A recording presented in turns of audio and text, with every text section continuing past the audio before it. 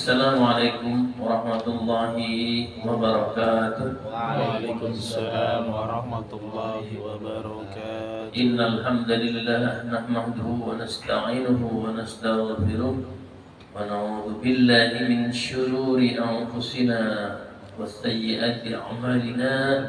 May yahdihillahu fala mudilla lahu wa may yudlil fala hadiya lahu. Asyhadu an la ilaha illallah wahdahu la syarika lah wa asyhadu anna Muhammadan abduhu wa rasuluhu la nabiyya ba'dah. Allahumma salli wa sallim ala sayyidina Muhammadin wa ala alihi wa ashabihi ajma'in wa man tabi'ahum bi ihsanin ila yaumiddin, amma ba'd. Mari kita awali dengan doa menuntut ilmu. Bismillahirrahmanirrahim. Raditu billahi rabba wa bil islami dina wa bi Muhammadin nabiyyan wa rasula. Rabbi zidni ilma warzuqni fahma. Amin. Alhamdulillah, disyukur kehadirat Allah Subhanahu wa taala. Hari ini kita diberikan kesehatan dan kesempatan sehingga bisa hadir dalam majelis taklim pada pagi hari ini dalam acara ngopi berkah ngobrol pagi bersama kajian Ahad, yang kali ini kita mengambil tema sikap sombong penghalang masuk surga. Sebagaimana metode dari kajian kita akan membaca 1-2 ayat, 1-2-3 ayat, kemudian nanti kita terjemahkan per kata dan kemudian kita baca tafsirnya. Yang akan dikaji pada hari ini pertama adalah surat Al-Baqarah ayat 34, kemudian surat Al-A'raf ayat 12. Ini nanti akan menceritakan tentang asal usul kesombongan yang pertama kali dilakukan oleh iblis. Kemudian yang berikutnya adalah surat Luqman ayat 18. Ini pada prinsipnya adalah larangan perbuatan sombong. Nanti kita akan juga kaji beberapa hadis terkait dengan masalah sombong ini. Silakan dibaca. Yang pertama adalah surat Al-Baqarah ayat 34. Mas Mustafa boleh yang paling dekat. Dari setting.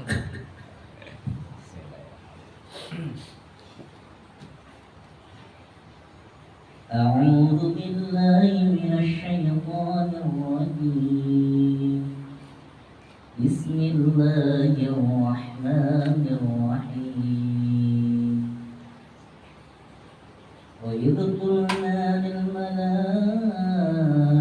اسجدوا لآدم فسجدوا إلا إبليس أبى واستكبر وكان من الكافرين.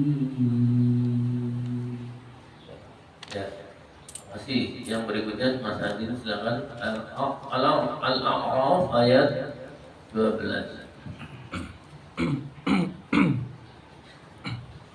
أعوذ بالله من الشيطان الرجيم. بسم الله الرحمن الرحيم. قال ما منعك ألا تسجد قال ما منعك ألا تسجد إذ أمرتك قال أنا خير منه خلقتني من نار وخلقته من طين. Itu yang setelah amar itu tandanya sodlam, betul ya? Sodlam bukan? Setelah amr itu koplam. Oh, beda. Kadang-kadang beda ya. Oflam ya. Ya, oflam berarti waqaf aula, berarti lebih utama. Silakan yang Al-Luqman ayat 18. Mas Rahmat. أعوذ بالله من الشيطان الرجيم ولا تصعر خدك للناس ولا تمشي في الأرض مرحا إن الله لا يحب كل مختال فخور. Setelah Rahmat ada apa di situ? Koplang. Tidak sama punya saya. Itu salat berarti. Baik. Kita baca sekali lagi.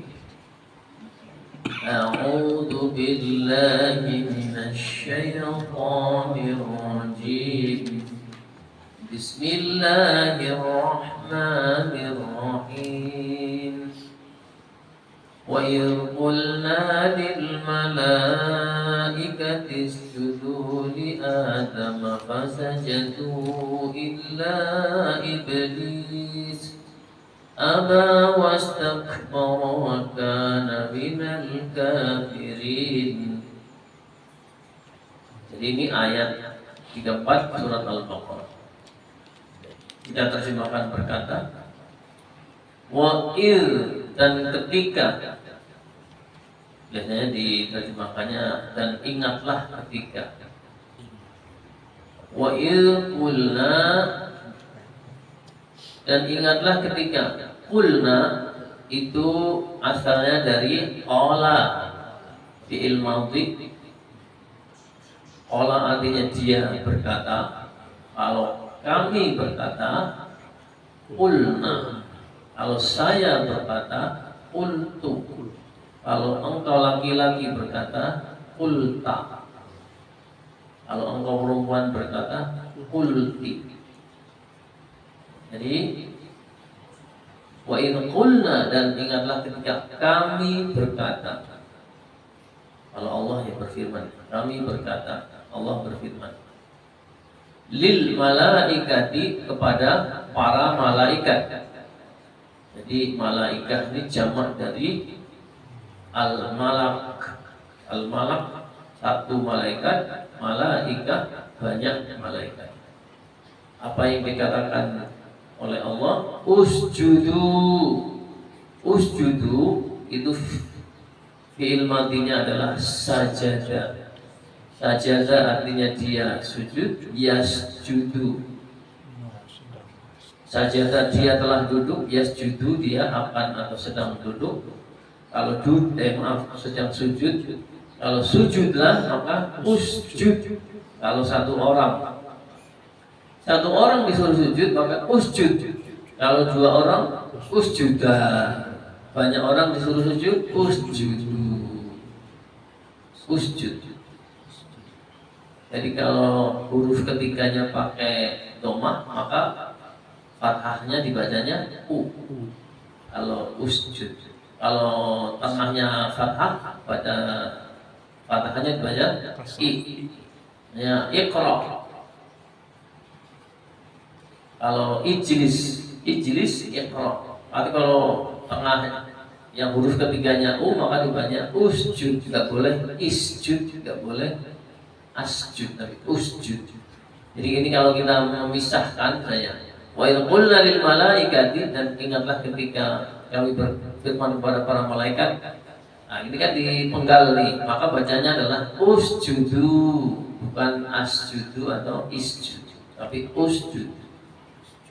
Sujudlah kalian semua li Adama, kepada Adam. Fasajadu, maka ya fa ini maka. Fasajadu, maka mereka bersujud. Mereka siapa? Para malaikat. Illa iblis, kecuali iblis. Ini nanti ada persoalan nih. Allah kan bicaranya pada para malaikat, semuanya sujud kecuali iblis. Sehingga salah satu tafsirannya nanti, iblis itu adalah bangsa malaikat awalnya. Jadi ini nanti salah satu tafsir. Yang ada perbedaan, ada dua tafsir nanti. Aba, aba ini artinya enggan atau menolak atau tidak mau. Aba itu fi'il madhi. Fi'il mudhari'nya ya'bu. Aba. Nah, tadi kan menceritakan yang sudah lewat, jadi pakainya aba. Iblis itu enggan atau menolak atau tidak mau sujud. Wastakbara, ini juga fi'il madhi. Wa istakbara. Istakbara itu fi'il madhi, fi'il mudhari'nya yastakbiru. Istakbara yastakbiru, artinya sombong. Jadi aba wastakbara. Aba, dia menolak, dia enggan, dia tidak mau sujud. Wastakbara, dan dia sombong. Jadi di sini berapa jumlahnya yang enggan dan menolak sujud sombong ini, berapa jumlahnya? Kalau lihat katanya aba itu satu orang, dia. Jadi iblis ini satu orang. Wakana, dan adalah iblis minal kafirina, termasuk orang-orang kafir. Kafir ini asalnya dari kafaro yakfuru. Kafaro fi'il madhi, mudhari'nya yakfuru, artinya ingkar, tidak beriman, tidak percaya. Kafirun, satu orang disebut kafirun, dua orang disebut kafironi, banyak kafir disebut kafiruna. Kenapa jadi kafirin? Karena ada minal. Jadi ketika minal ini namanya huruf yang membuat kasroh isim. Jadi kalau yang al-masjidu, al-masjidu, ketika minal masjidi, namanya huruf yang membuat kata benda menjadi kasroh. Minal masjidi. Kafirun, ketika ada minal jadi minal kafirin, orang-orang kafir. Saya ulang sekali lagi, wa irqulna lil malaikati, dan ingatlah ketika kami katakan kepada para malaikat, usjudu, sujudlah kalian li Adam, kepada Adam, wasajadu, maka mereka bersujud, illa iblis, kecuali iblis. Aba, iblis itu enggan, menolak, tidak mau sujud. Istakbar, wastakbar, dan dia sombong, congkak. Wakana, dan adalah iblis minal kafirin, dia termasuk orang-orang kafir yang menolak, yang ingkar, yang tidak beriman. Kemudian ayat 12 surat Al-A'raf. A'udzu billahi minasy syaithanir rajim. Bismillahirrahmanirrahim. Qala ma manaka alla tasjuda id amartuk. Qala ana khairun minhu khalaqtani min narin wa khalaqtahu min tin. Coba kita perhatikan, itu ada qala ana khairun. Ana di Al-Quran semua dibaca pendek.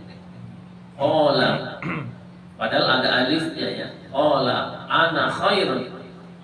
Ana dibaca pendek ketika dia di tengah, tetapi ketika dia di belakang maka dibaca dua harokat. Contohnya begini. Qala ma mana'aka alla tasjuda id amartuka qala ana. Ketika begitu maka ananya dibaca dua harokat. Qala ana di belakang, tapi kalau dia di tengah dia bacanya satu harokat. Qala ana khairum min. Baik, kita terjemahkan. Qala berkata, berfirman Allah, ma mana'aka, ma apa, mana'a yang mencegahmu, mana'a yang mencegah kamu, mana'aka yang telah mencegah kamu, alla tasjuda. Allah itu asalnya dari an sama la. An itu biasa diterjemahkan bahwasannya, la tidak. Ya, setelah an, fi'il mudhari yang tadinya tasjudu itu kan kamu sujud. Tasjudu, kamu sujud. Begitu dapat an, maka dia jadi tasjudan. Jadi fathah. Allah anla tasjudan. Ma mana'aka, apa yang mencegahmu Allah tasjuda, bahwasanya engkau tidak bersujud, amartuk, ketika aku memerintahkanmu. Amartu itu awalnya dari amaro, ya'muru. Amaro dia memerintah. Kalau amartu saya memerintah. Kalau kami memerintah amar nah. Kamu memerintah amar ta. Kamu laki-laki ya. Jadi amartu itu aku memerintah. Amartuka, ketika aku memerintah kamu.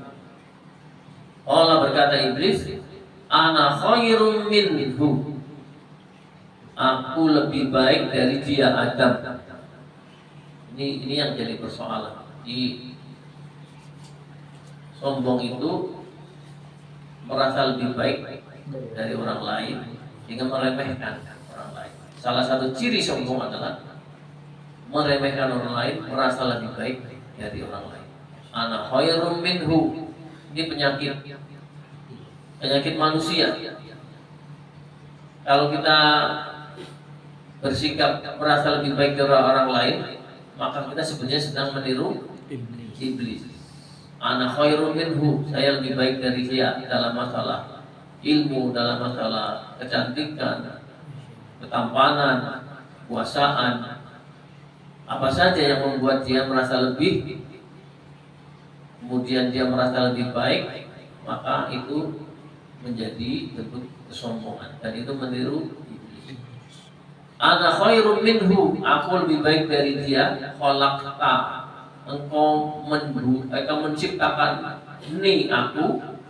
Khalaqta, engkau menciptakan ni aku min narin, dari api. Khalaqta, dan engkau menciptakan hu Adam min tin, dari tanah. Kita akan saya ulangi lagi. Qala ma mana'aka alla tasjuda id amartu. Berfirman Allah, apa yang mencegahmu sehingga engkau tidak bersujud ketika aku memerintahkanmu? Maka iblis menjawab, ana khairum min, aku lebih baik dari dia. Khalaqtani min narin, engkau jadikan dari api. Wa khalaqtahu min tin, sedangkan Adam engkau jadikan dari tanah. Kita baca tafsirnya dulu. Pertama tentang asal usul iblis.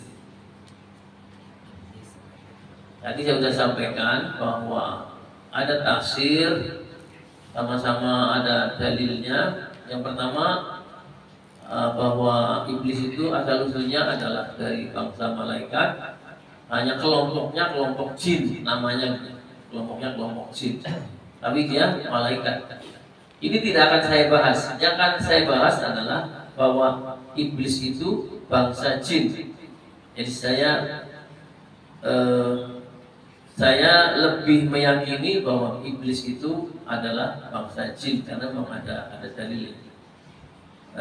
Ya boleh memilih ya, kita boleh memilih percaya bahwa iblis dari malaikat, monggo ada dalilnya. Kalau saya memegang yang asal usulnya dari jin. Jadi ceritanya begini. Ini pada ayat 30-nya ya, pada ayat 30 itu ada dalil, ada tafsirnya begini. Dari Ibnu Hatim ini seorang ahli tafsir. Ada sanadnya sehingga sampai Abdullah ibnu Amr, ini seorang sahabat yang mengatakan bahwa pada mulanya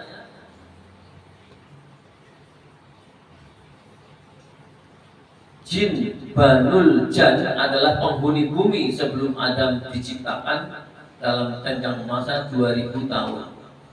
Jadi dulu sebelum Adam turun ke bumi 2000 tahun sebelumnya itu sudah ada penghuni bumi namanya jin. Sehingga malaikat waktu Allah firman bahwa akan menciptakan khalifah di bumi, karena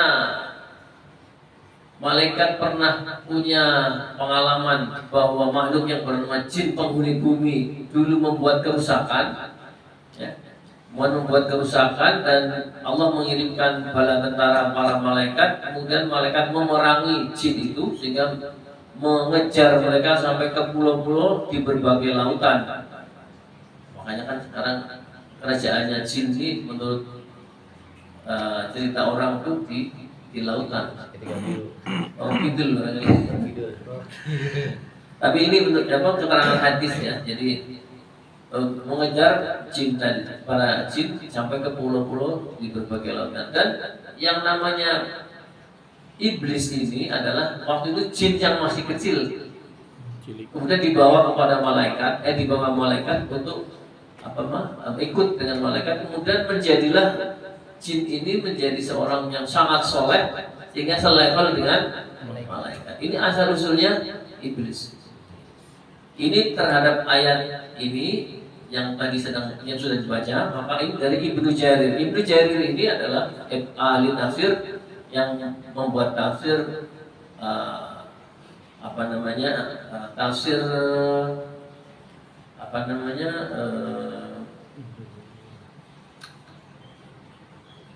tafsir apa sih, kok jadi lupa saya.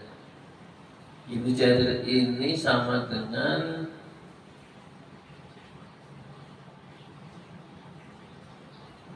ada tafsirnya, tafsir At-Tabari. Jadi terkenalnya Imam At-Tabari. Ibnu Jarir mengatakan, jadi Ibnu Katsir itu sering mengambil tafsir-tafsir dari pendahulunya.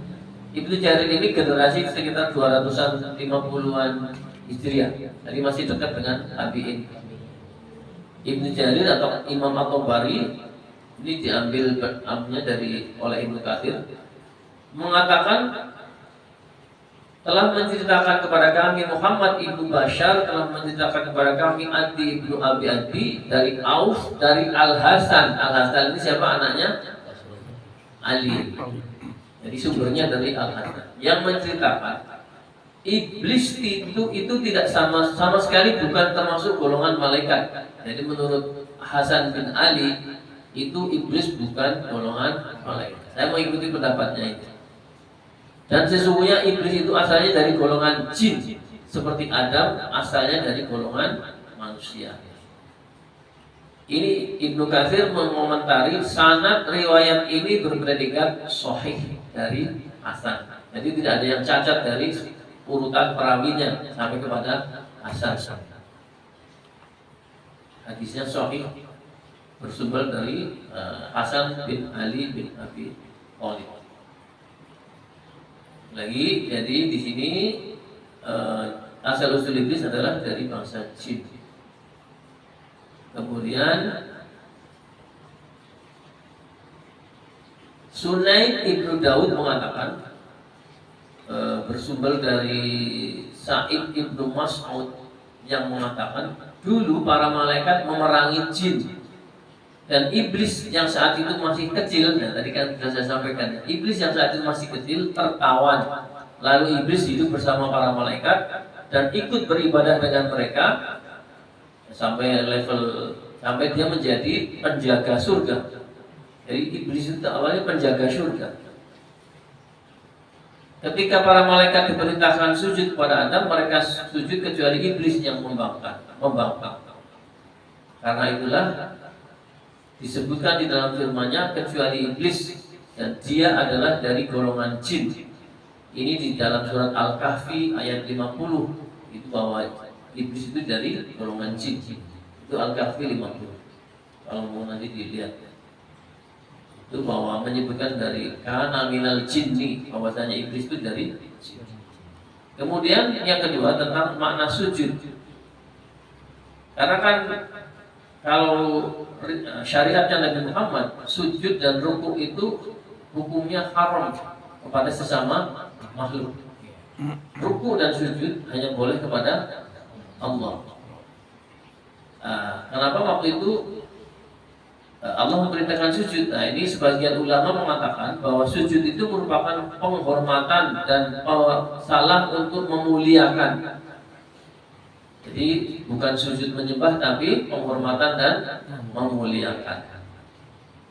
Di masa lalu memang diperbolehkan di kalangan umat-umat terdahulu untuk bersujud ya. Tetapi dalam agama kita telah dimansuh. Mu'adz mengatakan hadis berikut. Ketika aku tiba di negeri Syam, kulihat mereka sujud kepada uskup-uskup dan ulamanya. Maka engkau wahai Rasulullah adalah orang yang lebih berhak untuk disujudi. Lalu Rasul bersabda, tidak, seandainya aku boleh memerintahkan seorang untuk bersujud kepada orang lain, niscaya aku perintahkan kepada wanita agar sujud kepada suaminya, karena besarnya hak suami atas dirinya. Jadi awalnya sujud itu dalam syariat tidak dilarang, apa setelah dari Muhammad maka syariat sujud itu dilarang. Jadi dimansuh, tidak boleh lagi manusia sujud kepada sama makhluk.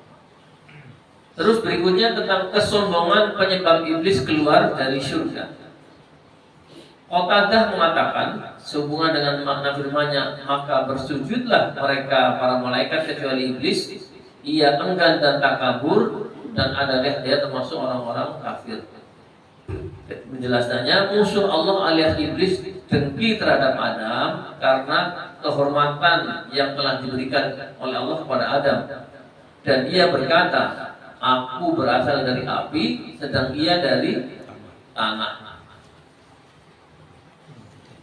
Hal tersebut merupakan permulaan dosa besar, yaitu takabur iblis karena tidak mau sujud kepada. Jadi hadirin, takabur atau sombong ini merupakan dosa pertama yang dilakukan oleh makhluk Allah yang bernama iblis. Apa yang dilakukan oleh iblis? Pertama adalah dia menolak kebenaran. Dalam hal ini adalah perintah Allah untuk bersujud. Pertama, menolak sujud. Kedua adalah merasa lebih baik dari Adam. Ana khairum minhu. Makanya nanti dalam hadis dikatakan oleh Rasul bahwa sombong itu apa? Menolak kebenaran dan meremehkan orang lain, merasa lebih baik dari orang lain. Itu yang namanya sombong. Jadi logika iblis, dalam logikanya iblis itu asal usul penciptaan dia dari api menjadikan dia layak untuk merasa lebih baik dari Adam. Yang pertama. Yang kedua, dalam logika iblis, perintah Allah untuk bersujud kepada Adam merupakan perintah yang tidak masuk logika iblis. Nah, ini menjadi ibrah bagi kita, hadirin. Pertama, bahwa kadang-kadang ada perintah-perintah Allah yang mungkin bagi logika kita itu tidak masuk akal. Contohnya apa? Masalah waris saja lah. Masalah waris kan, misalnya wanita dapat satu bagian, laki-laki dapat dua bagian. Kalau kita nggak tunduk sama Allah, maka kita akan mengatakan nggak adil itu. Masa laki-laki dapat dua bagian, wanita dapat satu bagian? Wallahu alam, Allah yang tahu rahasianya ya. Rahasianya. Tapi kita boleh mencari mencari hikmahnya apa sebetulnya, kenapa laki-laki diberikan dua bagian, perempuan satu bagian. Yang kedua lah, misalnya adanya syariat suami boleh beristri lebih dari satu misalnya. Kalau kita pakai nafsu kan jelas itu tidak adil gitu. Meskipun ada ayatnya dan dan wa in khiftum alla ta'dilu fawahidatan, dan apabila kau takut tidak mampu adil maka satu saja. Satu saja. Tapi kita harus yakini bahwa karena Nabi Muhammad beristri lebih dari, jangan sampai kita mengatakan Nabi Muhammad itu tukang kawin. Nggak benar karena poligami. syariat poligami tetap itu merupakan syariat yang dibolehkan, tidak diharuskan gitu. Mas Dede gitu. Dibolehkan saja. Kemarin coba. Tapi perlu catatan ya teman-teman ya. Jadi perlu catatan juga, Nabi Muhammad itu melarang Ali untuk berpoligami terhadap anaknya. Siapa? Anaknya Fatimah. Jadi pernah ada larangan Ali dilarang untuk berpoligami Fatimah ketika masih hidup. Jadi ini juga menjadi ibrah bagi kita. Kadang-kadang logika, ini kan tadi logika iblis tuh nggak masuk akal itu. Masa saya suruh sujud sama Adam yang dia dari tanah. Ini juga bisa menjadi logika kita ya ketika menghadapi kebenaran yang disampaikan Allah melalui Al-Quran dan hadis oleh Rasulullah. Kadang-kadang kalau kita cuma pakai logika, kita nggak bisa terima. Maka yang bisa terima adalah iman.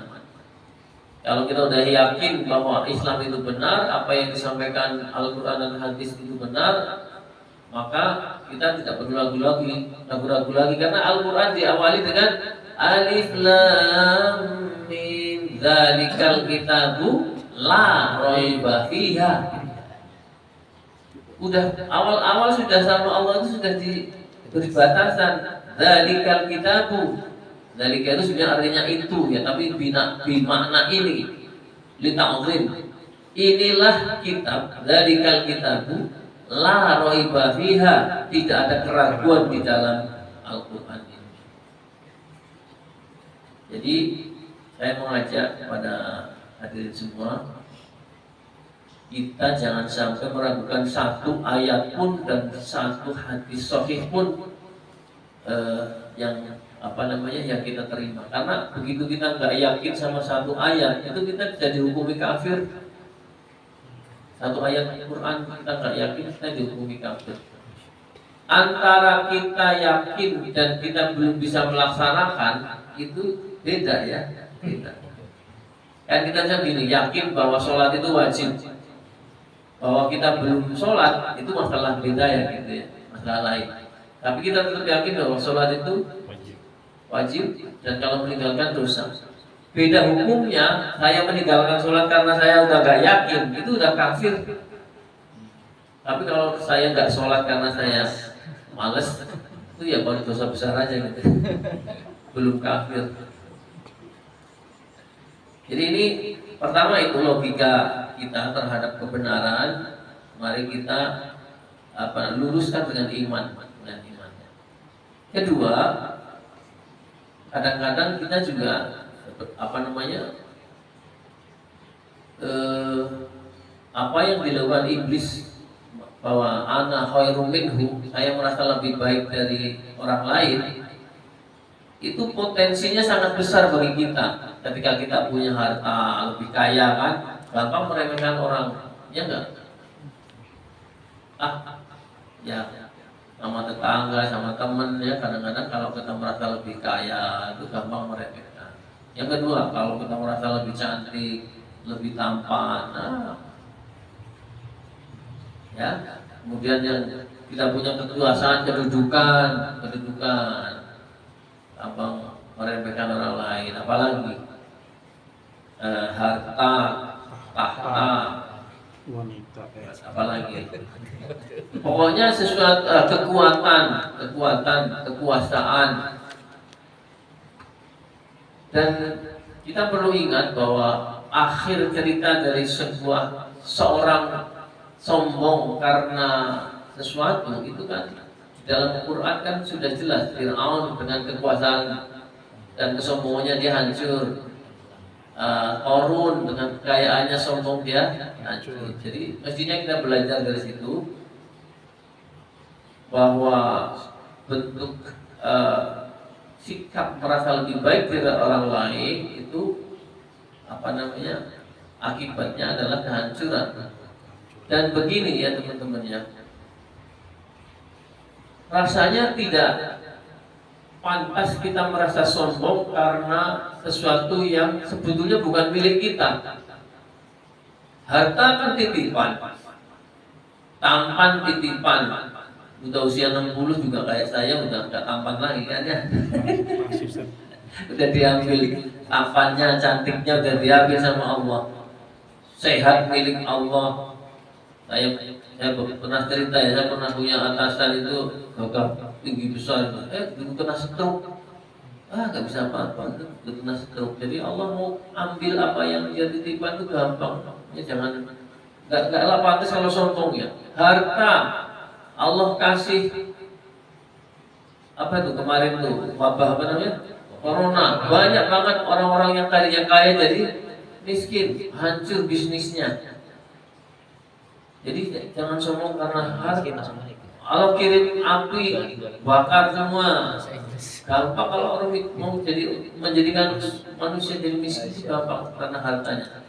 Apalagi harta, tampanan, kekuasaan. Gampanglah kekuasaan. Mau jadi presiden berapa lama ya? Mau jadi RT berapa lama ya? Mau jadi ketua TKN berapa? Setahun. Seumur hidup. Jadi nggak perlu sombong ya. Itu semuanya barang titipan ya. Kasihan. Jadi mereka nggak masuk akal. Ilmu ini barang titipan. Jadi nggak perlu merasa lebih baik dari orang lain karena ilmu. Kalau kita udah misalnya dibikin stroke sama Allah itu kan sudah nggak bisa apa-apa, ilmunya hilang semua. Bismillah aja dipetot. Bikin pikun juga gampang kan? Bikin pikun itu gampang. Jadi makanya tidak ada alasan kita untuk merasa lebih baik dari orang lain. Mulai sekarang mari kita singkirkan ana khairum minhu itu disingkirkan. Itu penyakit yang ini. Yang terakhir kita bahas tentang larangan sombong yang tadi ya. A'udzu billahi minasy syaithanir rajim. Bismillahirrahmanirrahim. Wala tusa'ir khaddaka lin-nasi wala tamshi fil ardi marha. Innallaha la yuhibbu kulla mukhtalin fakhur. Saya langsung terjemahkan saja karena udah jam 6 lewat.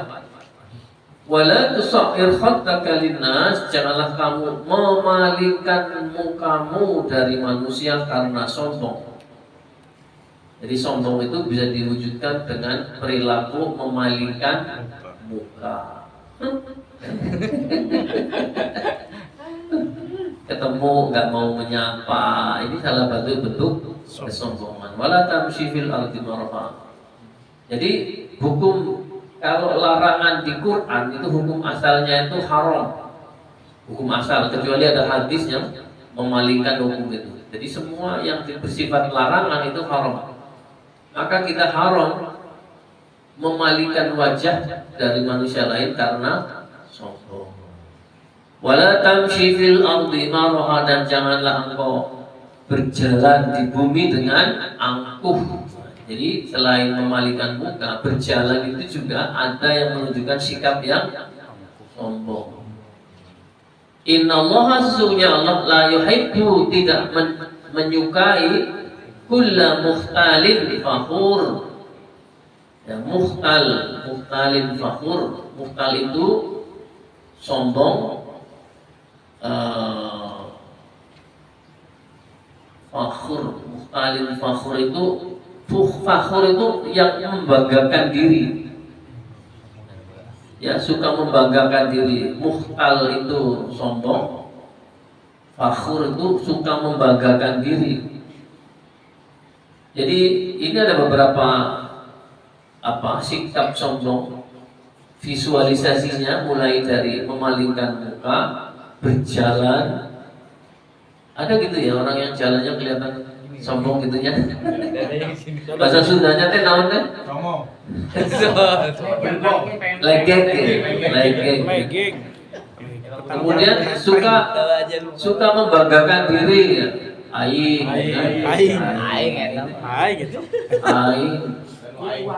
gitu. Bapak aing. Ini ungkapan-ungkapan sombong ya. Oke, terakhir saya akan sampaikan sebuah hadis ya. sebuah hadis mana?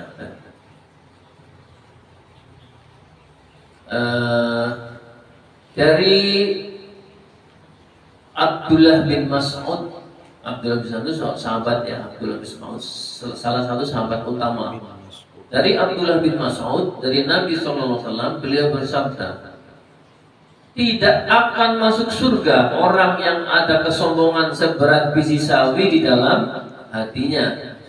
Bahasa Arabnya, la yadkhulul jannata man kana fi qalbihi mithqalu dzarratin min kibrin. La yadkhulul jannata, tidak akan masuk surga, man kana fi qalbihi, orang yang dalam hatinya mithqalu dzarratin, semisal biji sawi, min kibrin, dari kesombongan. Tidak akan masuk surga orang yang ada kesombongan seberat biji sawi dalam hatinya.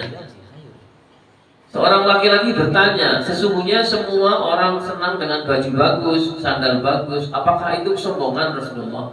Beliau SAW menjawab, sesungguhnya Allah Maha Indah dan mencintai keindahan. Artinya sandal bagus, baju bagus itu bukan kesombongan. Kalau tidak diniati sombong ya. Kalau ini tanah. Terus Rasulullah memberikan definisi sombong. Kesombongan adalah ya, menolak kebenaran dan merendahkan manusia.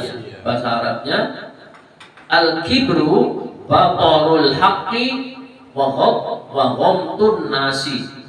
Batarul haqqi wa ghamtun nas. Batarul haq, menolak kebenaran, wa ghamtun nas, dan meremehkan manusia. Ini dua ciri nih. Tadi sudah saya sampaikan di awal. Menolak kebenaran pertama, merendahkan manusia juga kesombongan.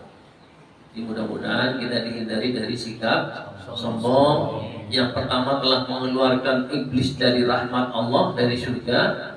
Kalau kita melakukan juga mengeluarkan kita dari rahmat Allah. Jadi sombong itu mengeluarkan kita dari rahmat Allah. Rahmat Allah itu apa? Ya, kasih sayang Allah. Kasih sayang. Jadi kalau dilaknat, iblis kan dilaknatnya. Laknat itu maksudnya adalah jauh dari rahmat Allah. Dari rahmat Allah. Baik, demikian apa yang bisa kita sampaikan pada pagi hari ini. Mudah-mudahan bermanfaat. Baik, karena sudah lewat jam 6:23, kita akhiri. Ada yang sudah mau pergi ke itu pasar minggu ya. Pasar minggu Pejaten. Mudah-mudahan bermanfaat dan jadi ilmu yang bermanfaat bagi kita semua. Kita akhiri, subhanakallahumma wa bihamdika asyhadu an la ilaha illa anta astaghfiruka wa atubu ilaik. Billahi fi sabilil haqq astaghfirul khairat. Assalamualaikum warahmatullahi wabarakatuh. Monggo silakan.